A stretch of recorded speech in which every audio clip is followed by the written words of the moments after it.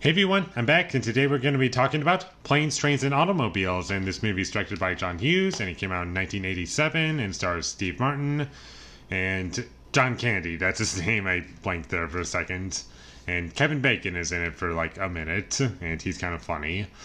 And I enjoyed the movie overall more than I thought I would, surprisingly. Like, I went into this movie expecting like yeah, that was alright, but I didn't think I would get much out of it, but surprisingly enough, I thoroughly enjoyed it, and I'm not really the biggest fan of Steve Martin, but he was great in the movie, and I thought he was hilarious, and John Candy, he was really good in the movie also. Rest in peace, and there's lots of good performances and kind of fun side characters, even if they don't have a whole lot of screen time. They're kind of memorable, and or at least some of them, and I also enjoyed some of the darker humor in the film. Like, I thought it was going to be kind of child friendly. I didn't realize that this movie was rated R, and it took me by surprise at points.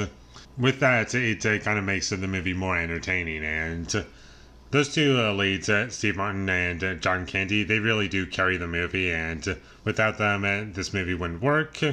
And there's lots of great visual gags in the film, especially on the highway scene.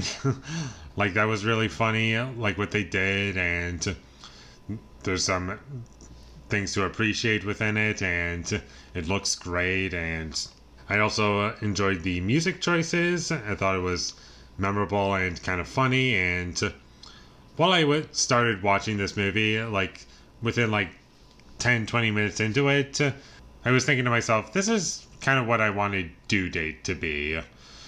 And Due Date is an awful movie that you should never watch, whereas this movie is like that movie, but done right. And it gets the characters right, it gets the humor right, and none of the characters are annoying to me, and it just flows by, and I was never bored while watching it. It's the perfect runtime for this kind of movie.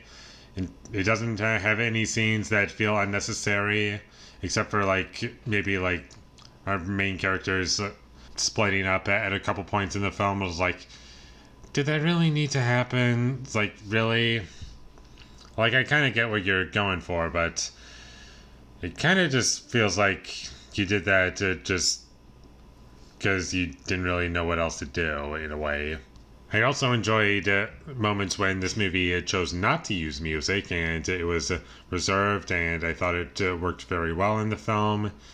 And there are some choices throughout the film that I did enjoy, and it does hit the emotions that it's trying to get at, and I'm guessing you are probably are just waiting for me to get into my negatives, but not really with this movie. Like, it's not amazing. I'm not like rushing back to seeing it again like immediately, and it's not like one of those kinds of movies for me, but it is good, and I'm glad that I watched it. I will be seeing it again at some point. I don't know if I'm going to be watching it this Thanksgiving, but probably next Thanksgiving. Like around there, probably. I don't know. Depends on whether or not I have someone to show this movie to or not.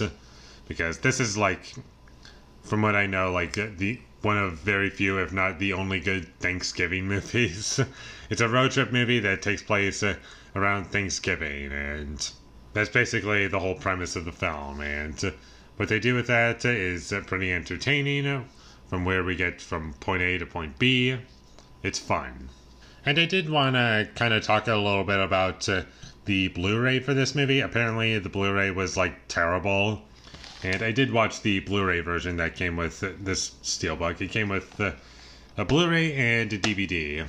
And I watched the Blu-ray just to see what it was like because I was curious. And I thought it looked fine. I didn't really have any huge issues with it, except for like Steve Martin, like his eyes like kind of looked a little green. Like he kind of had like green eye shade or something. But aside from that, I thought it was mostly fine. But this is a movie that's kind of famous for having like bad transfers, and like even the 4K Blu-ray, it didn't look much better than this. So I just wanted to bring that up really quickly. And overall, I would definitely recommend that you check this movie out, even if it's not Thanksgiving. Like, you can still enjoy it as a non-Thanksgiving movie. It's a good movie regardless. It's funny, it has great characters, really good performances, and it's just entertaining throughout. A nice feel-good movie, as some people might call it. And I would say this is one of those movies, and I enjoyed it. I would recommend it, so check it out. And with all that being said, I'm going to give Planes, Trains, and Automobiles a 7 out of 10.